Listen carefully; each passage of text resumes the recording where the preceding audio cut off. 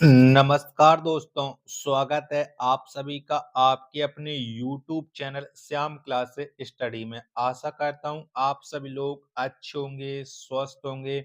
घर पर रह कर के आप अपने एग्जाम की मन लगा कर के तैयारी कर रहे होंगे। आरपीएफ कांस्टेबल पीवाई के प्रश्नों की सीरीज में आज का अपना ये सेट नंबर 37 हो जाता है।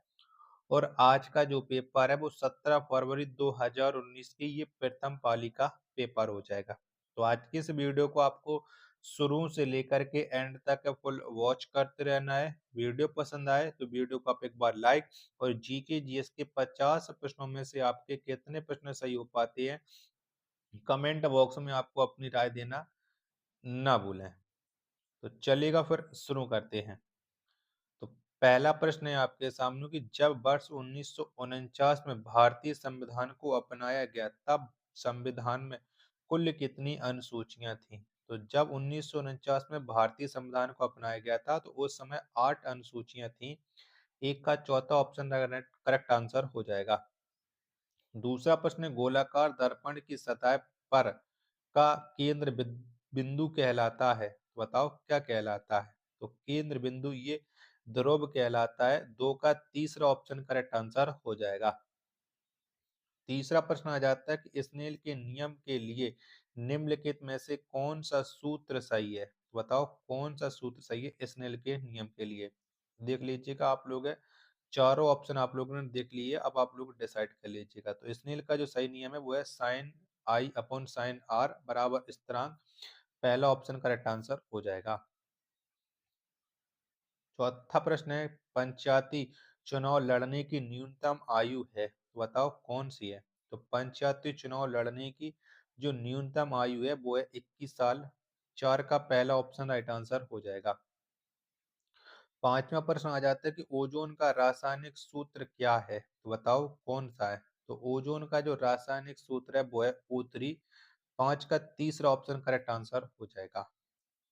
छठवां प्रश्न आ जाता है कि निम्नलिखित में से कौन सा खिलाड़ी फुटबॉल से संबंधित है? तो बताओ इनमें से कौन सा खिलाड़ी का संबंध है फुटबॉल से? तो ये डेविड बेकहम का है। छह का दूसरा ऑप्शन करेक्ट आंसर हो जाएगा।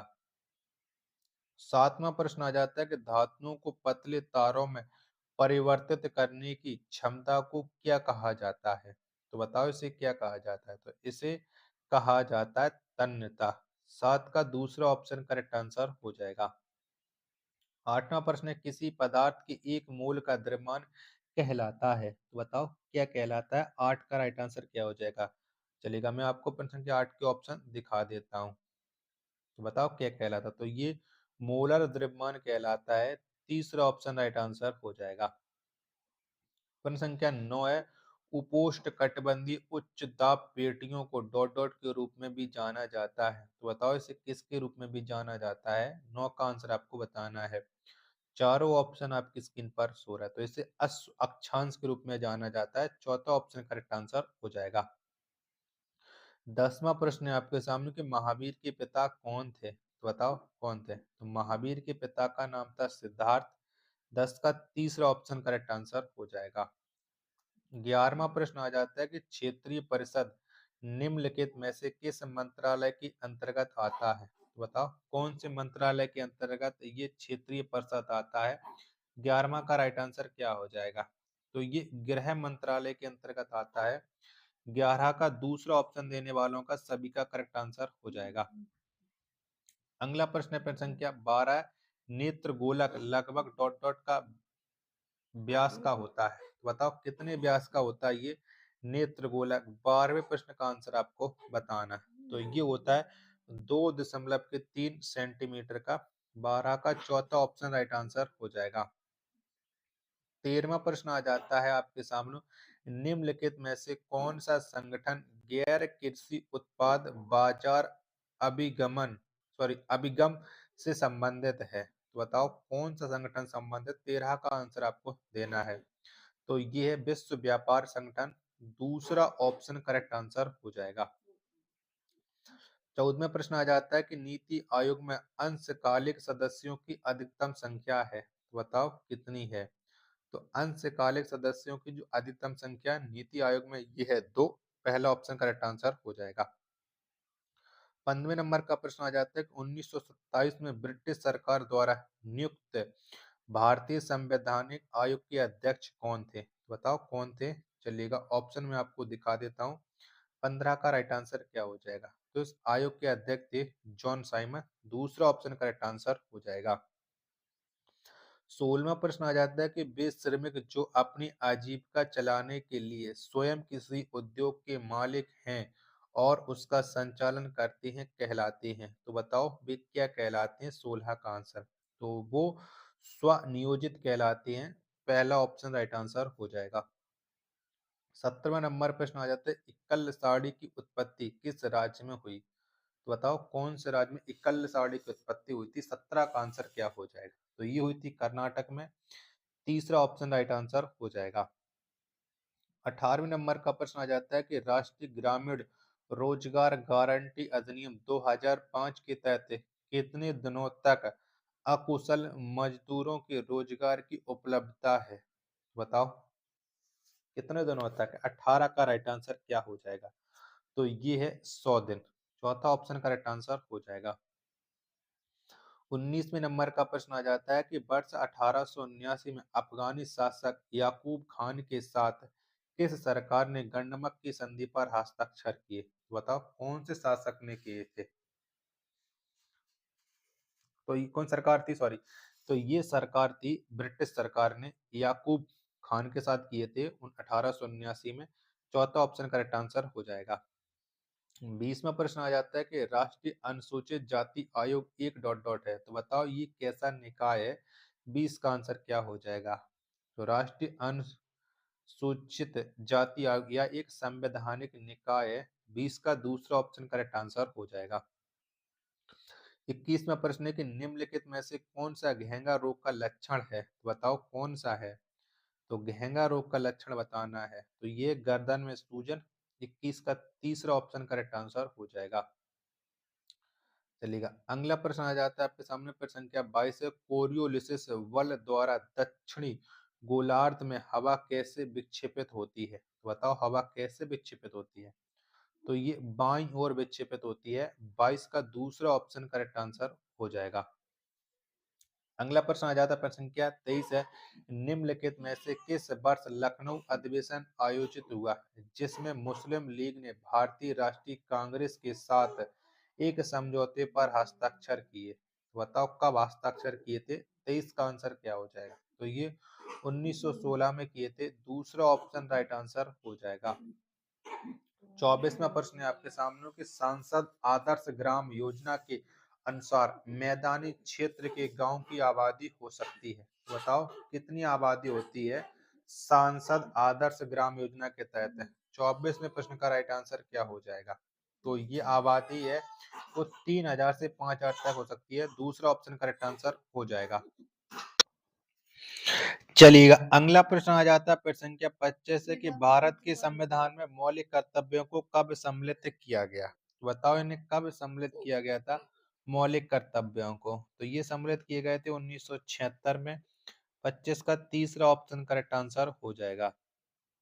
26वां प्रश्न है कि स्वतंत्र भारत के पहले उपराष्ट्रपति थे? तो बताओ कौन थे? तो स्वतंत्र भारत के पहले उपराष्ट्रपति थे डॉक्टर सर्वपल्ली राधाकृष्णन। 26 का चौथा ऑप्शन करेक्ट आंसर हो जाएगा। अगला प्रश्न प्रश्न संख्या 27 आ जाता है कि भारत में कितने छावनी बोर्ड हैं? बताओ कितने हैं? तो भारत में टोटल जो 62 छावनी बोर्ड हैं। 27 का पहला ऑप्शन राइट आंसर हो जाएगा। 28वें नंबर का प्रश्न आ जाता है कि 2011 की जनगणना के अनुसार भारत में सबसे कम जनसंख्या घनत्व वाला राज्य कौन सा है? तो बताओ सबसे कम जनसंख्या घनत्व वाला राज्य है ये है अरुणाचल प्रदेश। 28 का दूसरा ऑप्शन करेक्ट आंसर हो जाएगा। प्रश्न संख्या 29 आ जाता है कि वर्ष 1885 में सेवा सदन की स्थापना किसने की? तो किसने की थी? तो सेवा सदन की स्थापना 1885 में ये की गई थी वह रामजी मालावारी के द्वारा। 29 का दूसरा ऑप्शन करेक्ट आंसर हो जाएगा। 30वां प्रश्न है कि निम्नलिखित में से कौन G8 देशों में सम्मिलित नहीं है? तो बताओ इनमें से कौन सा नहीं है G8 देशों में शामिल? तो भारत नहीं है। 30 का चौथा ऑप्शन करेक्ट आंसर हो जाएगा। आशा करता हूँ वीडियो आपको पसंद आ रही होगी, तो प्लीज वीडियो को लाइक और चैनल को सब्सक्राइब करना ना भूलें। 31वां प्रश्न है कि प्रसिद्ध लॉर्ड्स क्रिकेट ग्राउंड निम्नलिखित में से किस स्थान पर है? तो बताओ कहाँ पर ये लॉर्ड्स क्रिकेट ग्राउंड है। 31 का आंसर क्या हो जाएगा? तो ये लंदन में। 31 का तीसरा ऑप्शन करेक्ट आंसर हो जाएगा। 32वां प्रश्न आ जाता है कि एक स्थिर बिंदु को पार करने के लिए दो लगातार संकुचन अथवा विरल द्वारा लिया गया समय क्या कहलाता है? तो बताओ ये क्या कहलाता है? तो ये कहलाता है तरंग का समयांतराल। पहला ऑप्शन करेक्ट आंसर हो जाएगा। 33वां प्रश्न आ जाता है आपके सामने कि सस्थम झील किस राज्य में स्थित है? तो सत्थामकोट्टा जो झील है ये केरल राज्य में स्थित है। 33 का पहला ऑप्शन करेक्ट आंसर हो जाएगा। 34वां प्रश्न आ जाता है कि निम्नलिखित में से कौन सा जैव मंडल बायोस्फीयर रिजर्व के विश्व नेटवर्क में शामिल है? तो बताओ कौन शामिल है? 34 का आंसर क्या हो जाएगा? तो इसमें डिब्रू सैखोवा शामिल है। दूसरा ऑप्शन करेक्ट आंसर हो जाएगा। 35वां प्रश्न आ जाता है कि नमामि गंगे कार्यक्रम को कब स्वीकृति दी गई थी? तो बताओ कब मिली थी? तो इसे स्वीकृति मिली थी 2014 में। 35 का पहला ऑप्शन राइट आंसर हो जाएगा। 36वां प्रश्न आ जाता है कि वर्ष 1757 की प्लासी की लड़ाई में निम्नलिखित में से किसने बंगाल के नवाब के साथ गद्दारी की? तो बताओ किसने की थी? 36 का आंसर। बंगाल के नवाब के साथ गद्दारी मीर जाफर ने की थी। पहला ऑप्शन करेक्ट आंसर हो जाएगा। 37वां प्रश्न है आपके सामने कि निम्नलिखित में से कौन सा शब्द फुटबॉल के खेल से संबंधित है? तो बताओ कौन सा शब्द है? तो फुटबॉल खेल से संबंध स्टंपिंग है। 37 का तीसरा ऑप्शन करेक्ट आंसर हो जाएगा। 38वां प्रश्न है आपके सामने कि आधुनिक आवर्त सारणी में क्लोरीन का परमाणु क्रमांक क्या है? तो बताओ कितना है? तो क्लोरीन का जो परमाणु क्रमांक है वो है 17। 38 का पहला ऑप्शन राइट आंसर हो जाएगा। 39वां प्रश्न आ जाता है ग्रीष्मकालीन ओलंपिक कितने वर्ष पर आयोजित किया जाता है? तो बताओ कितने वर्ष पर आयोजित होते हैं? तो ग्रीष्मकालीन जो ओलंपिक हैं इनका जो आयोजन है वो 4 सालों में किया जाता है। 39 का पहला ऑप्शन करेक्ट आंसर हो जाएगा। चलिएगा अगला प्रश्न है आपके सामने है प्रश्न संख्या 40। निम्नलिखित में से कौन सी नदी नेपाल के हिमालय क्षेत्र से निकलती है? बताओ कौन सी नदी निकलती है? तो ये कोसी निकलती है। 40 का पहला ऑप्शन करेक्ट आंसर हो जाएगा। 41वां प्रश्न है कि प्रसिद्ध दंतेश्वरी मंदिर डॉट डॉट के बस्तर जिले में स्थित है। बताओ ये दंतेश्वरी मंदिर है वो कौन से जिले में है? तो ये स्थित है छत्तीसगढ़ में। 41 का तीसरा ऑप्शन करेक्ट आंसर हो जाएगा। 42वां प्रश्न आ जाता है कि भारतीय संविधान में आपातकाल के दौरान मौलिक अधिकारों को निलंबित कर देने का प्रावधान डॉट डॉट से लिया गया है। तो कौन से देश से लिया गया है? तो ये प्रावधान लिया गया है इटली के संविधान से। दूसरा ऑप्शन करेक्ट आंसर हो जाएगा। सॉरी इटली नहीं, वहां पे चलो जर्मनी के संविधान से लिया गया है। तीसरा ऑप्शन करेक्ट आंसर होगा। 43वां प्रश्न है कि वर्ष 2024 ग्रीष्मकालीन ओलंपिक का आयोजन कहाँ होगा? तो बताओ ये आयोजन कहाँ पर हुआ था ग्रीष्मकालीन ओलंपिक 2024 के? तो इनका आयोजन हुआ था फ्रांस में। 43 का चौथा ऑप्शन करेक्ट आंसर हो जाएगा। 44वां प्रश्न स्टेलेक्टाइट तथा स्टेमग्लिमाइट किस स्थलाकृति से संबंधित है? तो बताओ इनका संबंध किससे है? तो इनका जो संबंध है वो है काष्ठ स्थलाकृति से। 44 का चौथा ऑप्शन करेक्ट आंसर हो जाएगा। 45वां प्रश्न है कि वर्ष 1866 में दादा भाई नौरोजी द्वारा में ईस्ट इंडिया एसोसिएशन की स्थापना में की गई। बताओ कहाँ पर की गई थी? तो इसकी जो स्थापना हुई थी वो हुई थी लंदन में। दूसरा ऑप्शन 45 का राइट आंसर हो जाएगा। 46वां प्रश्न है कि मछली पकड़ने का प्रसिद्ध क्षेत्र ग्रैंड बैंक कहाँ स्थित है? तो मछली पकड़ने का जो प्रसिद्ध क्षेत्र है ग्रैंड बैंक ये स्थित है न्यू फाउंडलैंड में। 46 का चौथा ऑप्शन राइट आंसर हो जाएगा। 47वां प्रश्न आ जाता है कि ऑस्ट्रेलियन ओपन जो एक ग्रैंड स्लैम टूर्नामेंट है निम्नलिखित में से किस खेल से संबंधित है? तो इसका संबंध है वो संबंध है टेनिस से। 47 का दूसरा ऑप्शन करेक्ट आंसर हो जाएगा। 48वां प्रश्न है कि विश्व में सबसे अधिक जनसंख्या किस महाद्वीप में है? तो बताओ कौन से महाद्वीप में? तो सबसे अधिक जनसंख्या वो एशिया महाद्वीप में 48 का तीसरा ऑप्शन राइट आंसर हो जाएगा। 49वां प्रश्न कि कब भारतीय राष्ट्रीय कांग्रेस ने भारत के संविधान को बचाने के लिए आधिकारिक तौर पर एक विधानसभा की मांग की थी? तो कब मांग की थी कांग्रेस ने? तो इसने की थी 1935 में। चौथा ऑप्शन राइट आंसर हो जाएगा। 50वां और अंतिम प्रश्न आज के सेट का, निम्नलिखित में से किस शासक ने शाहजहांबाद शहर की निर्माण कराया, सॉरी, शाहजहानाबाद शहर का निर्माण किया यानी बसाया? तो वो है शाहजहां ने। चौथा ऑप्शन करेक्ट आंसर हो जाएगा। आशा करता हूँ आपको ये वीडियो पसंद आई होगी, तो वीडियो को आप एक बार लाइक और चैनल को सब्सक्राइब करना ना भूलें। मिलते हैं अपने एक और नेक्स्ट वीडियो के साथ, तब तक के लिए धन्यवाद।